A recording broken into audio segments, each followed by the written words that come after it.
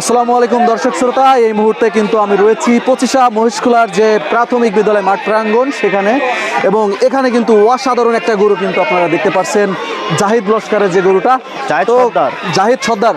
তো জাহিদ সর্দারের যে গরুটা এর আগেও কিন্তু আপনাদের দেখিয়েছি, তবে আজকের মাঠের অন্যতম একটা আকর্ষণ কিন্তু জাহিদ সর্দারের এই গরুটা। তো কাকা আসসালামু আলাইকুম। ওয়ালাইকুম আসসালাম। কাকা, কখন এই লড়াইটা হওয়ার সম্ভাবনা রয়েছে? আসর পর। আসরের পরে কয় গরুর কালেকশন এখানে আজকে? 4 গরু কালেকশন। 4 গরুর কালেকশন। আসলে 4 গরুর মধ্যে কোন কোন দুইটা গরু পড়তে পারে বলে মনে করেন? নিউ চেয়ারম্যান আর তার কাটা। নিউ চেয়ারম্যান কামকুলে তার কাটা, আর আপনার জাহিদ সর্দার ভার্সেস আলাউদ্দিন কটা। আলা ভার্সেস আলাউদ্দিন ভার্সেস জাহিদ সর্দার। সর্দার তো জাহিদ সর্দার, এই যে আলা সর্দার, হ্যাঁ, এই আলাউদ্দিন, এই দুইজনের মধ্যে কে জেতার সম্ভাবনা সব থেকে বেশি? আলার গরু জেতার সম্ভাবনা বেশি। সব থেকে বেশি কেন? আপনার গরু থেকে তো এটা, আলার গরু থেকে তো আপনার গরু অনেক উঁচু। আমার গরু নতুন, আলার গরু পুরনো গরু, এই জন্য। আলার গরু পুরাতন এবং মাঠ পাওয়া গরু, আর আপনার গরু নিউ। যে কারণে তুই কি দেখতেছিস?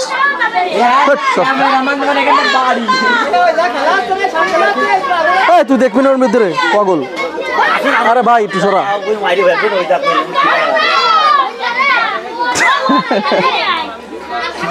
তুই দেখবি না ওর মধ্যে, লোক তোর সামনের পরে ছিল। এত কথা বলছিস করতে বাইরে থেকে।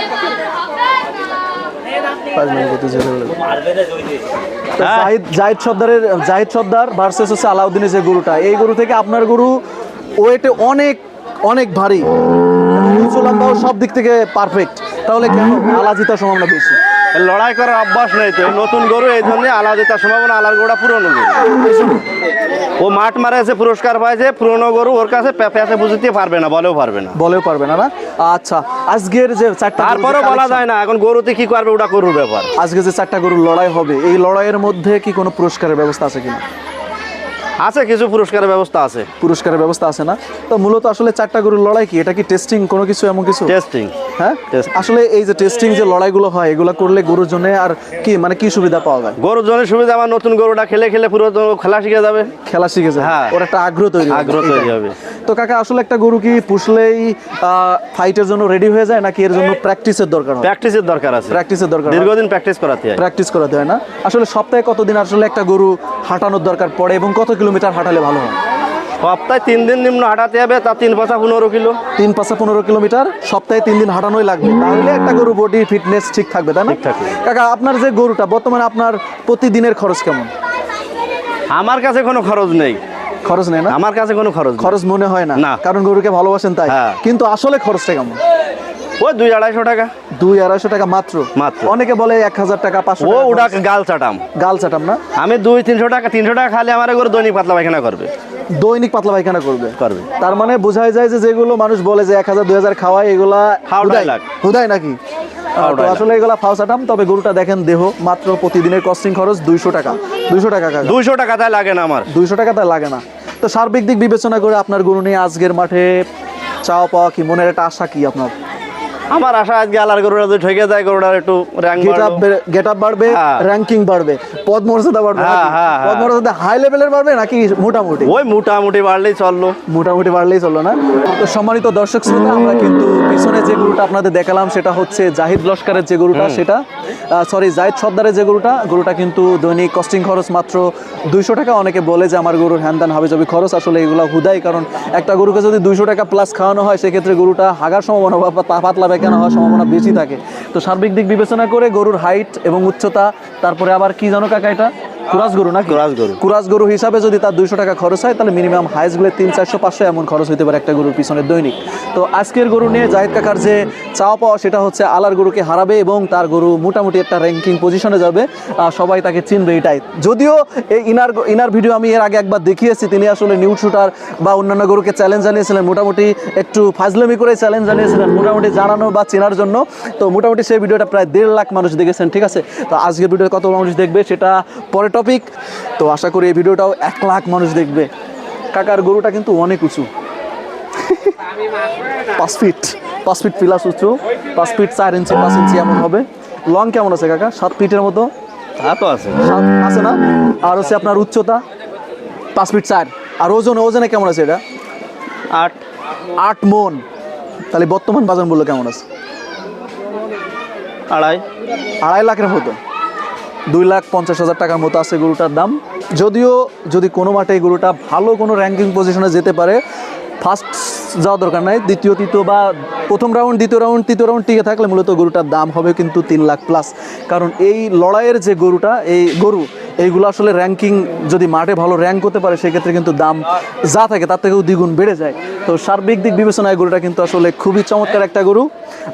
নেক্সট 25 মহিষখোলার আরও যে কয়েকটা গরু আসবে সেগুলো আপনাদের দেখানোর চেষ্টা করব।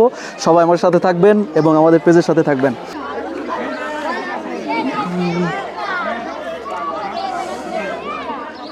তো সম্মানিত দর্শক, দেখতে পাচ্ছেন কিন্তু 25 মহিষখোলার যে মাঠ প্রাঙ্গণ, সেখানে কিন্তু 4টা গরুর যে লড়াই হবে, সেখানে কিন্তু আরও একটা গরু চলে এসেছে এই মুহূর্তে মাঠে।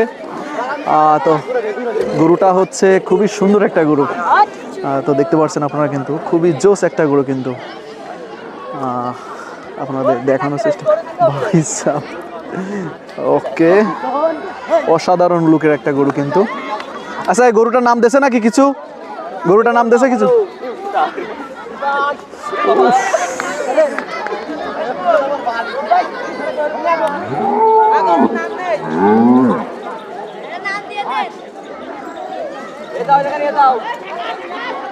গরু বাড়ি চলে না যায়, ওই জায়গা বানবে। তো আপনাদের দেখানোর চেষ্টা করছি 25 মহিষখোলার একটা বড় গরু, জাহিদের যে গরুটা, সেই গরুটা। তো তার কাছে কিন্তু আমরা যাওয়ার চেষ্টা করছি। গরুটা মাত্র কিন্তু মাঠে এসেছে। মাঠে আসার পরে কিন্তু একটি যে গাছের সাথে বাঁধার চেষ্টা রয়েছে, কারণ অনেক বড় একটা গরু এবং শক্তিশালী একটা গরু। তো আজকের মাঠের কিন্তু অন্যতম একটা আকর্ষণ কিন্তু আসলে এই গরুটা, যেটা আপনাদের দেখানোর চেষ্টা করব। ঠিক আছে, অসাধারণ লুকের কিন্তু একটা গরু আপনারা দেখছেন।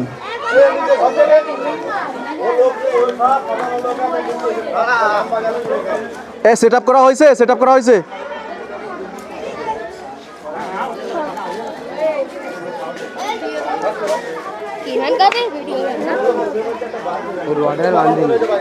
डायरेक्ट पिलर गए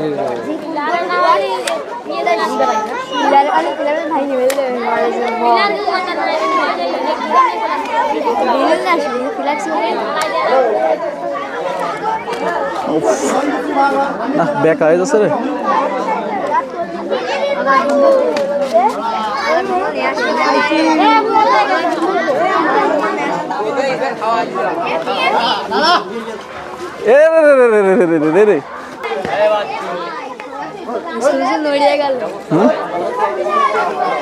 রে গরু তো ঠেকাতেই পারলো না তো গরু।